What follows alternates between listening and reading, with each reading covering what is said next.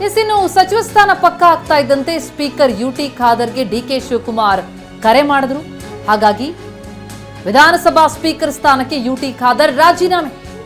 ರಾಜಭವನದಲ್ಲೇ deputy ಸ್ಪೀಕರ್ಗೆ ರಾಜೀನಾಮೆ ಪತ್ರ ಸಲ್ಲಿಕೆ ಮಾಡಿದ್ದಾರೆ.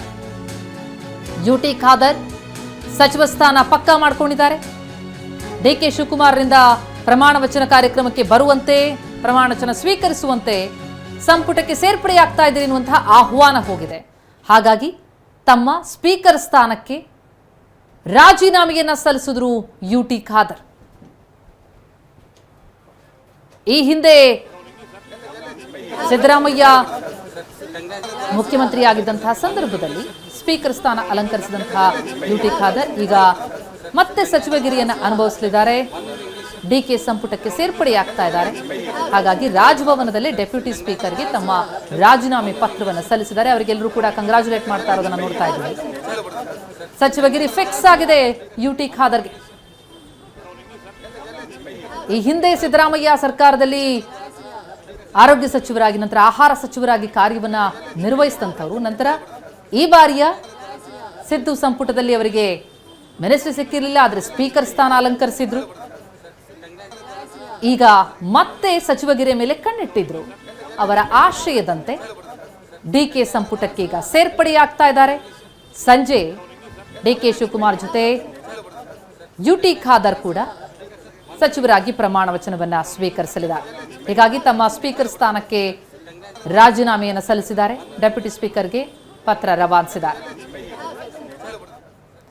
ಈ ಬಗ್ಗೆ ಇನ್ನಷ್ಟು ಡೀಟೇಲ್ಸ್ ಕೊಡ್ತಾ ಹೋಗ್ತಾರೆ ನನ್ನ ಪ್ರತಿನಿಧಿ ಪ್ರಸನ್ನ ಈಗ ಸಂಪರ್ಕದಲ್ಲಿದ್ದಾರೆ. ಪ್ರಸನ್ನ, ಯಾರ್ಯಾರು ಡಿಕೆ ಶಿವಕುಮಾರ್ ಜೊತೆ ಸಂಪುಟಕ್ಕೆ ಸೇರ್ಪಡೆಯಾಗಿ ಪ್ರಮಾಣ ವಚನ ಸ್ವೀಕರಿಸ್ತಾರೆ ಅನ್ನೋದ್ರ ಬಗ್ಗೆ ಭಾರಿ ಕುತೂಹಲ ಇತ್ತು.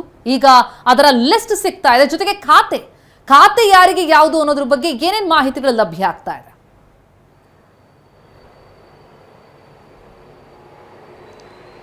ಪ್ರತಿಮಾ, ಈಗಾಗಲೇ ಡಿಕೆ ಶಿವಕುಮಾರ್ ಅವರು ಮುಂದಿನ ಮುಖ್ಯಮಂತ್ರಿಯಾಗಿ ಪದಗ್ರಹಣವನ್ನು ತೆಗೆದುಕೊಳ್ಳೋದಕ್ಕೆ ಕ್ಷಣಗಣನೆ ಆರಂಭವಾಗಿದೆ. ಒಬ್ಬೊಬ್ಬರಾಗಿ ನೂತನ ಸಂಪುಟಕ್ಕೆ ಸೇರ್ಪಡೆ ಮಾಡಿಕೊಳ್ಳುವಂತ ನಾಯಕರಿಗೆ ತಾವೇ ಖುದ್ದಾಗಿ ಡಿಕೆ ಶಿವಕುಮಾರ್ ಅವರು ಕರೆ ಮಾಡಿ ಆಹ್ವಾನವನ್ನ ಕೊಡ್ತಾ ಇದ್ದಾರೆ. ಈಗಾಗಲೇ ಎಂ.ಬಿ. ಪಾಟೀಲ್ ಅವರಿಗೆ ಕರೆ ಬಂದಿದೆ, ರಾಮಲಿಂಗಾರೆಡ್ಡಿ ಅವರಿಗೆ ಮಾಹಿತಿ ಹೋಗಿದೆ, ಈಶ್ವರ್ ಖಂಡ್ರೆ ಅವರು ದೆಹಲಿಯಿಂದ ಬರ್ತಾ ಇದ್ರು, ಅವರಿಗೂ ಕೂಡ ಡಿಕೆ ಶಿವಕುಮಾರ್ ಅವರು ತಾವೇ ಖುದ್ದಾಗಿ ಆಹ್ವಾನವನ್ನ ಕೊಟ್ಟಿದ್ದಾರೆ. ಶರಣ್ ಪ್ರಕಾಶ್ ಪಾಟೀಲ್ ಕೊನೆಯ ಕ್ಷಣದಲ್ಲಿ ಎಂಟ್ರಿ ಆದಂತವರು, ಅವರಿಗೂ ಕೂಡ ಈಗ ಆಹ್ವಾನವಾಗಿದೆ. ಶರಣ್ ಪ್ರಕಾಶ್ ಪಾಟೀಲ್ ಎಂಟ್ರಿಯಿಂದ ಯಾವುದಾದ್ರೂ ಒಬ್ಬ ಲಿಂಗಾಯತ ನಾಯಕ ಹೊರಗೋಗ್ಬೇಕು ಬೇಕಾಗುತ್ತೇನೋ ಅನ್ನುವಂತ ಆತಂಕ ಇತ್ತು. ಆದ್ರೆ ಆ ಆತಂಕ ದೂರವಾಗಿದೆ. ಶರಣ್ ಪ್ರಕಾಶ್ ಪಾಟೀಲ್ ಅವರಿಗೂ ಕೂಡ ಡಿಕೆ ಶಿವಕುಮಾರ್ ಅವರು ಕರೆ ಮಾಡಿ ಆಹ್ವಾನವನ್ನು ಕೊಟ್ಟಿದ್ದಾರೆ. ಪರಮೇಶ್ವರ್ ಅವರ ಜೊತೆಗೆ ಇದೀಗ ಕಾವೇರಿ ನಿವಾಸಕ್ಕೆ ತೆರಳಿರುವಂತಹ ಡಿಕೆ ಶಿವಕುಮಾರ್ ಅವರು ಯತೀಂದ್ರ ಅವರನ್ನು ಕೂಡ ಆಹ್ವಾನ ಕೊಟ್ಟು ಕರೆದಿದ್ದಾರೆ.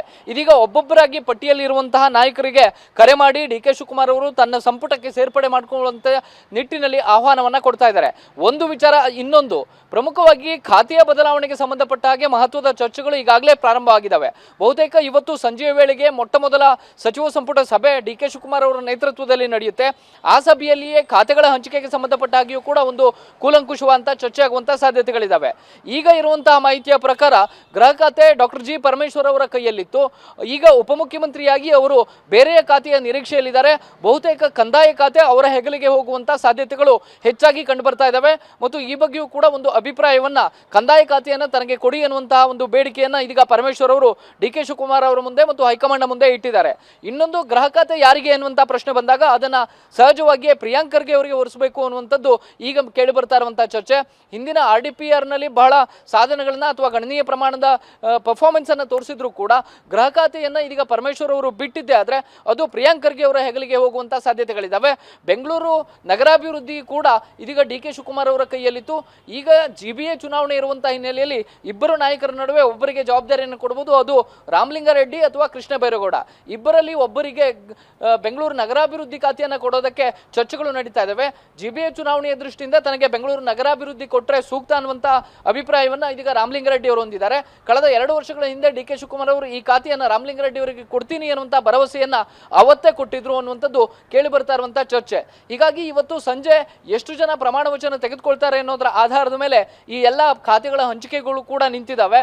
ಜೊತೆಗೆ ಮುಂದೆ ಇನ್ನೊಂದು ಪಟ್ಟಿ ಬರಬೇಕಾಗುತ್ತೆ. ಮತ್ತಷ್ಟು 15-20 ಸಚಿವರು ಹೊಸದಾಗಿ ಸೇರ್ಪಡೆಯಾಗ್ತಾರೆ. ಅವರಿಗೆ ಯಾವ ಖಾತೆಗಳನ್ನ ಬಿಡಬೇಕು ಅನ್ನೋ ಬಗ್ಗೆಯೂ ಕೂಡ ಇವತ್ತು ಸಂಜೆ ನಡೆಯುವಂತಹ ಮೊಟ್ಟ ಮೊದಲ ಸಚಿವ ಸಂಪುಟ ಸಭೆಯಲ್ಲಿ ಒಂದು ಕೂಲಂಕುಷವಂತ ಚರ್ಚೆ ಆಗುವಂತ ಸಾಧ್ಯತೆಗಳಿದ್ದಾವೆ. ಪ್ರತಿಮಾ, ಥ್ಯಾಂಕ್ ಯು ಪ್ರಸನ್ನ ತಮ್ಮ ಮಾಹಿತಿಗೆ. ಒಟ್ಟಾರೆ ಸಂಪುಟಕ್ಕೆ ಸೇರ್ಪಡೆಯಾಗ್ತಾ ಇರೋರು ಯಾರು, ಮೊದಲ ಪಟ್ಟಿಯಲ್ಲಿರುವಂತಹ ಲಿಸ್ಟ್ ಸ್ಕ್ರೀನ್ ಮೇಲೆ ನೋಡ್ತಾ ಇದ್ದೀವಿ. ಸಿದ್ದರಾಮಯ್ಯ ಅವರ ನಿವಾಸಕ್ಕೆ ತೆರಳಿ ಡಿಕೆ ಶಿವಕುಮಾರ್ ಮತ್ತು ಪರಮೇಶ್ವರ್ ಪ್ರಮಾಣ ವಚನ ಸ್ವೀಕಾರ ಕಾರ್ಯಕ್ರಮಕ್ಕೆ ಬರುವಂತೆ ಆಹ್ವಾನಿಸಿದಂತಹ ಸಂದರ್ಭ ದೃಶ್ಯಗಳಲ್ಲಿ ನೋಡ್ತಾ ಇದ್ದೀವಿ. ಸಿದ್ದರಾಮಯ್ಯ ಅವರ ನಿವಾಸಕ್ಕೆ ತೆರಳಿ ಕಾವೇರಿ ನಿವಾಸಕ್ಕೆ ಹೋಗಿ ಅಲ್ಲಿ ಆಹ್ವಾನವನ್ನು ಕೊಟ್ಟಿದ್ದಾರೆ. ಪದತ್ಯಾಗ ಮಾಡಿ ಡಿಕೆ ಶಿವಕುಮಾರ್ಗೆ ಮುಖ್ಯಮಂತ್ರಿಯಾಗೋ ಅವಕಾಶ ಕೊಟ್ಟರು ಸಿದ್ದರಾಮಯ್ಯ. ಮತ್ತೆ ಆಲಿಂಗನ ಬರಮಾಡಿಕೊಂಡಿದ್ದಾರೆ. ಅವರಿಗೆ ಡಿಕೆ ಶಿವಕುಮಾರ್ ಆಹ್ವಾನ ಕೊಟ್ಟಿದ್ದಾರೆ. ಅವರಿಗೆ ಜೊತೆಯಾದರೂ DCM ಸ್ಥಾನ ಅಲಂಕರಿಸಲಿರುವಂತಹ ಪರಮೇಶ್ವರ್. ಮತ್ತೊಂದು ಕಡೆಯಲ್ಲಿ ನಾವು ಏನು ಗಮನಿಸ್ತಾ ಇದ್ದೀವಿ, ಅದು UT ಖಾದರ್ ಸ್ಪೀಕರ್ ಸ್ಥಾನದಿಂದ ಈಗ ಮತ್ತೆ ಸಚಿವಗಿರಿನ ಅನುಭವಿಸೋದಕ್ಕೆ ಹೊರಟಿದ್ದಾರೆ. ಶರಣ್ ಪ್ರಕಾಶ್ ಪಾಟೀಲ್ ಅವರ ಹೆಸರು ಕೂಡ ಈಗ ಲಿಸ್ಟ್ನಲ್ಲಿದೆ. ಹಾಗಾಗಿ ಅವರು ಕೂಡ DK ಸಂಪುಟಕ್ಕೆ ಸೇರ್ಪಡೆಯಾಗ್ತಾ ಇದ್ದಾರೆ. ಡಾಕ್ಟರ್ ಯತೀಂದ್ರ ಬಿಟ್ರೆ ಉಳಿದವರೆಲ್ಲರೂ ಕೂಡ ಸಿದ್ದು ಸಂಪುಟದಲ್ಲಿ ಸಚಿವಗಿರಿಯನ್ನು ಅನುಭವಿಸಿದಂತಹ ಅನುಭವಸ್ಥ ಹಿರಿಯ ನಾಯಕರು ಅವರನ್ನೇ ಮತ್ತೆ DK ಸಂಪುಟಕ್ಕೆ ಸೇರ್ಪಡೆ ಮಾಡಲಾಗ್ತಾ ಇದೆ. ಹೈಕಮಾಂಡ್ನ ನಿರ್ಧಾರ. ಲಿಸ್ಟ್ ಹಿಡ್ಕೊಂಡು ಒಬ್ಬೊಬ್ಬರಿಗೆ ಆಹ್ವಾನವನ್ನು ಕೊಡ್ತಾ ಇದ್ದಾರೆ DK ಶಿವಕುಮಾರ್. ಟಿವಿ9ನಲ್ಲಿ DK ಸಂಪುಟದ ಎಕ್ಸ್ಕ್ಲೂಸಿವ್ ಆದಂತಹ ಲಿಸ್ಟ್ ನೋಡ್ತಾ ಇದ್ದೀವಿ. ಈ ಪವರ್ ಶೇರಿಂಗ್ ವಿಚಾರ ಎಷ್ಟು ದೊಡ್ಡ ಸವಾಲಾಗಿತ್ತೋ ಅಷ್ಟೇ ಸವಾಲಾದದ್ದು ಸಚಿವಗಿರಿ ಯಾರು ಪಾಲಾಗಬೇಕು, ಯಾರಿಗೆ ಯಾವ ಖಾತೆ, ಎಷ್ಟು DCM, ಯಾವ ಮಿನಿಸ್ಟ್ರಿ ಯಾರಿಗೆ ಕೊಡಬೇಕು ಅನ್ನುವಂಥದ್ದು. ಅದೆಲ್ಲದರ ಬಗ್ಗೆ ಬಹಳ ಇನ್ ಡೀಟೇಲ್ ಚರ್ಚೆಯನ್ನು ಮಾಡಿದಂತಹ ಹೈಕಮಾಂಡ್ ಇಬ್ಬರೂ ನಾಯಕರನ್ನು ಕರೆಸ್ಕೊಂಡು ಅವರಿಂದ ಲಿಸ್ಟನ್ನು ಪಡ್ಕೊಳ್ತು. ಅದರ ನಂತರ ಆದದ್ದು ಈಗ ಲಿಸ್ಟ್ ಸಿದ್ಧ ಆಗಿದೆ.